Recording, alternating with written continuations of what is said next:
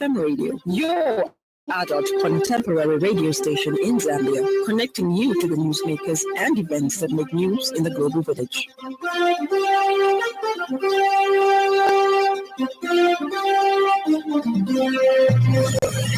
Good evening. This is the 5FM News, the headlines. Growth Investment Partners Zambia secures fundraising close to 70 million United States dollars. Pilot assessment report on the implementation of the 2023 decentralization policy. Thousands of Afghans were moved to UK in secret scheme after data breach. This bulletin is also live on our Facebook, 5FM Radio Zambia, and our YouTube channel, 5FM Radio Zambia.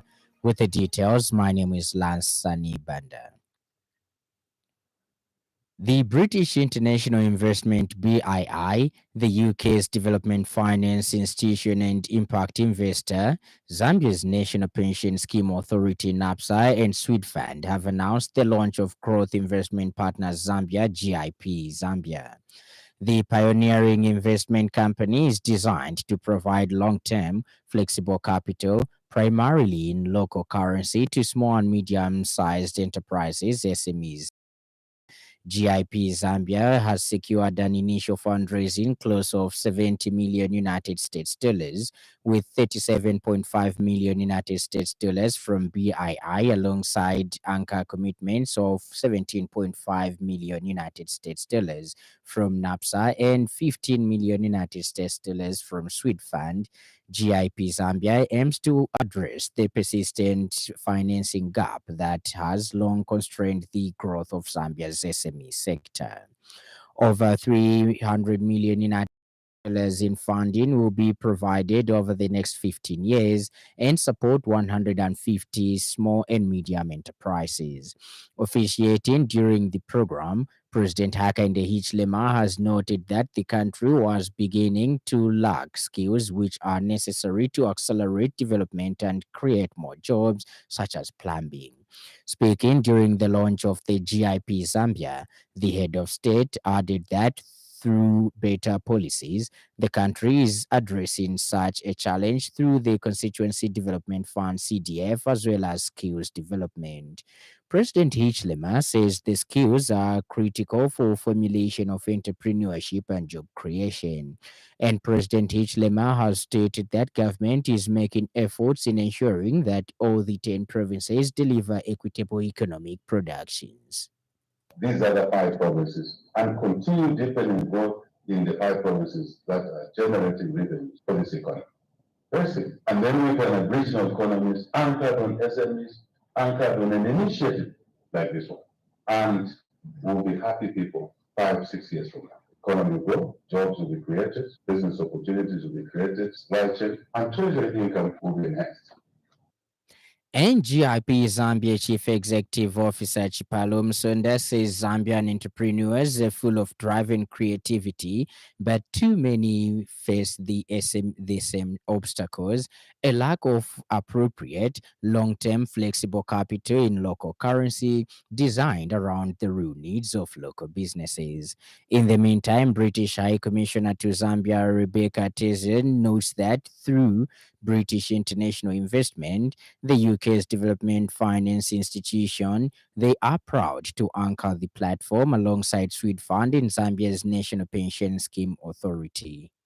Partner Zambia is the latest demonstration of the strength and depth of the UK-Zambia partnership, a relationship built on shared history, common institutions, a common language, and on the we share as members of the Commonwealth family, grounded in genuine respect for one another as equal partners. The UK and Zambia are natural partners, and we have a shared vision to generate growth and prosperity for our citizens. Transparency International Zambia TIZ, along with GIZ, has launched the pilot assessment report on the implementation of the 2023 National Decentralization Policy, held under the theme Effective Decentralization for Improved Service Delivery. The organization also unveiled the Localins online portal, a designed to promote data-driven transparency and strengthen citizen oversight at the local level. Speaking during opening remarks, TIZ chapter president Mrs. Priscilla Chansa has applauded the government and GIZ for the support towards the success of the report. She noted that the overall average implementation rate across the 10 districts was 60%. While this shows commendable progress, it also underscores the need for continued investment in systems, skills, and citizen engagement in order to achieve the objectives of the decentralization agenda at local level. On behalf of Transparency International Zambia, the official launch of the pilot assessment report on the implementation of the 2023 National Decentralization Policy and the unveiling of the local way marks a significant milestone in our collective journey towards effective decentralization and improved service delivery in Zambia. It's not merely about launching a report, it is about reaffirming our shared commitment. And delivering a keynote address, GIZ Head of Program Mrs. Pramita Sengupta and the 2023 National Decentralization Policy offers a solid foundation to deepen public participation and bring development decisions closer to communities. A consortium of 11 civil society organizations CSOs on governance has expressed concern at the recent revelations that expose alarming weaknesses in Zambia's fight against corruption. Consortium chairperson Isaac Mwanza notes that these developments severely undermine public confidence in the country's key governance institutions, emphasizing that development is not helping President Hakainde Hichilema to advance his fight against corruption. Citing an independent audit which has revealed that the Zambia Medicines and Medical Supplies Agency ZAMSA procured essential drugs at an outrageous 1,600% markup without any attempt to negotiate prices. Mr. Mwanza said this development is tantamount to abuse of public resources, particularly in a sector as vital as health. Their way out of accountability by offering partial restitution and testifying against each other. Such an approach effectively legalizes selective justice and undermines any genuine attempt to dismantle systemic corruption. Now, with these two revelations, we want to urge President Hakainde Hichilema to reflect deeply on the damaging impact these reports have on the public perception of his administration. Zambians voted for change because they were disillusioned by the corrupt previous regimes. The international must not be taken for granted. The government, through the Ministry of Education, has expressed gratitude to Powergate Generaries Limited for its generous donation of educational infrastructure to Mwembeshi Day Secondary School. Speaking during the official handover ceremony, Minister of Education Douglas Siagalima commended the company for constructing a 1x4 classroom block, an ablution block, and installing a 10,000-liter water tank with a stand at the school. He has noted that the project aligns with the ministry's policy priorities aimed at enhancing access to quality education across the country. Mr. Siagalima has said that this donation is not just a building, it represents the shared commitment to improving the learning environment for the children. He has urged pupils, school staff, and the surrounding community to take ownership of the facilities and ensure they are well maintained. And at the same event, Powergate Generaries Limited's executive chairman of the board, Emmanuel Mbewe, has said the donation is part of the company's broader corporate social responsibility program focused on improving access to quality education and sanitation in local communities.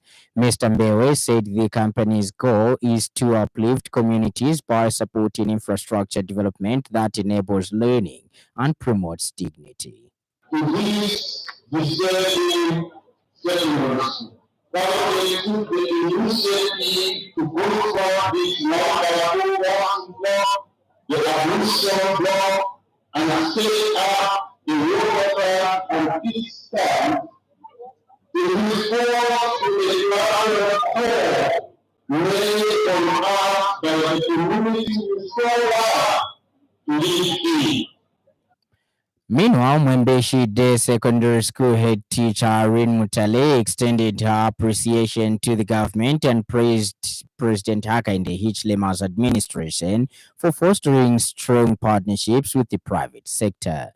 The event was attended by education officials, community leaders, and representatives from Paraget Ginneries Limited. In this school, guest of honor, we would like to thank you for the good environment and relationship that the government, under His Excellency, the President, Mr. Hakainde Hichilema, has created with the corporate partners like Paraget. The Ministry of Education has launched the Commitment Forum for Secondary Schools under the theme Together Towards a Disciplined Generation. Speaking at the launch event, Permanent Secretary Kelvin Mabwe stressed the main focus of discipline to the educational system, and that discipline is fundamental in shaping the minds along with character of future leaders. Dr. Mabwe called for collaboration to create a supportive environment that encourages learners to develop self-discipline, responsibility, and respect for others. He says the newly launched school commitment forms clearly and outlines the responsibilities of parents, teachers, and students in maintaining a disciplined and supportive learning environment. He emphasized that by signing the form, each party pledges to uphold their respective roles and work together to promote discipline in schools. Dr. Mambwe further urged all schools to implement the commitment form with sincerity, ensuring it serves as an active and accessible reference whenever disciplinary matters arise. Today, we gather to discuss a crucial aspect of our education system, discipline in schools under the theme Together Towards a Disciplined Generation, as we strive to provide a nurturing environment that fosters academic excellence. It is essential to recognize the significance of discipline in shaping the minds and characters of our future leaders. Ladies and gentlemen, discipline is not the sole responsibility of teachers or parents. And in other news trending this evening,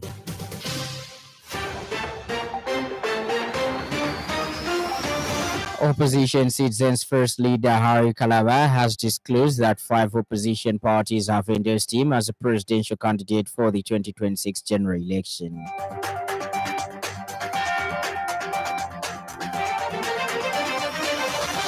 The state has dropped espionage charges against Lusaka businesswoman Faith Musonda. Up next, the business news.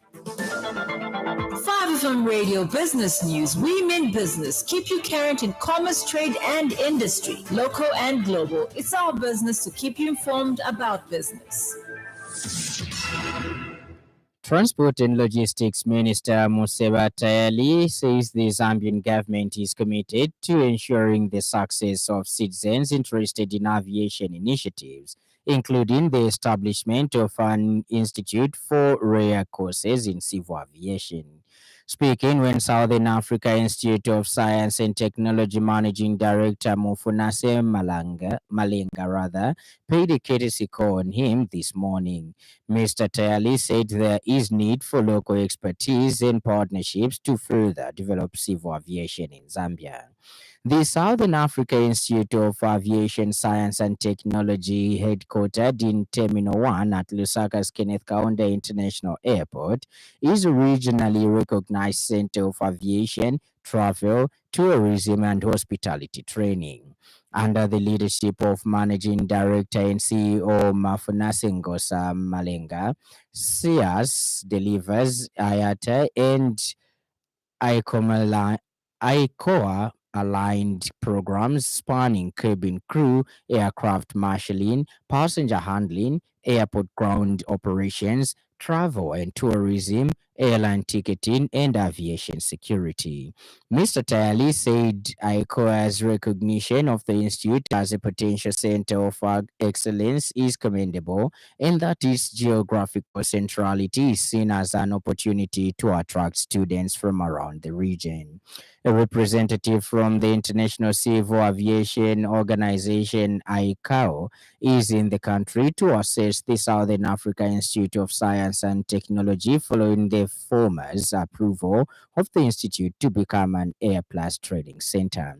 And ICAO instructional system design specialist, capacity development and implementation, Roland Tamayo, says the institute will be supported by in qualifying local instructors to deliver ICAO courses, utilizing the existing pool of experts.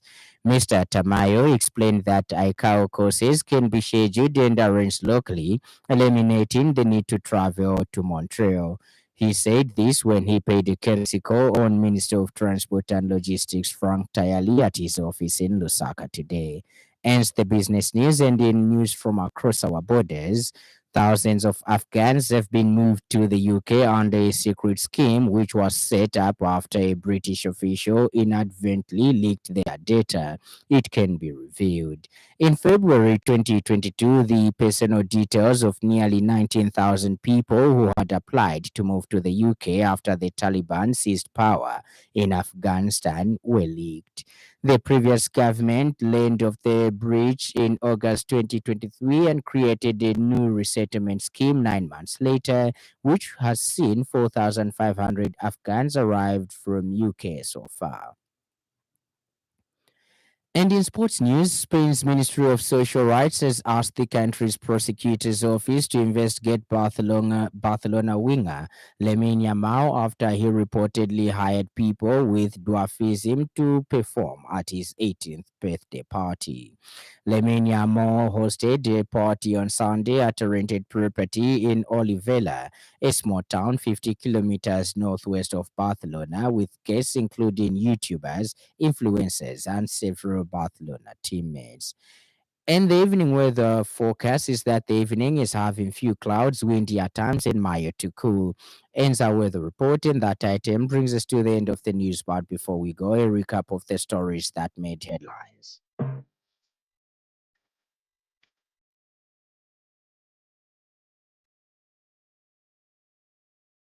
The British International Investment, the UK's Development Finance Institution and Impact Investor, Zambia's National Pension Scheme Authority, and Sweet Fund have announced the launch of Growth Investment Partners Zambia, GIP.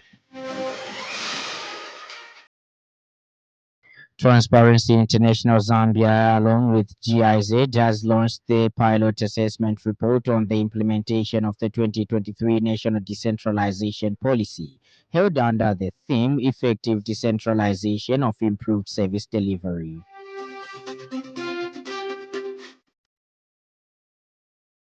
And finally, thousands of Afghans have been moved to the UK under a secret scheme which was set up after a British official inadvertently leaked their data. It can be revealed.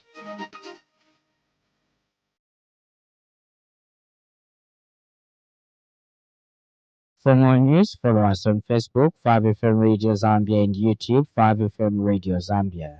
On behalf of the entire news crew and the technical department, thank you for listening to the happy world of 5FM. Stay safe and stay tuned to 5FM Radio. My name is Lance Sannie Banda. Enjoy the rest of the evening.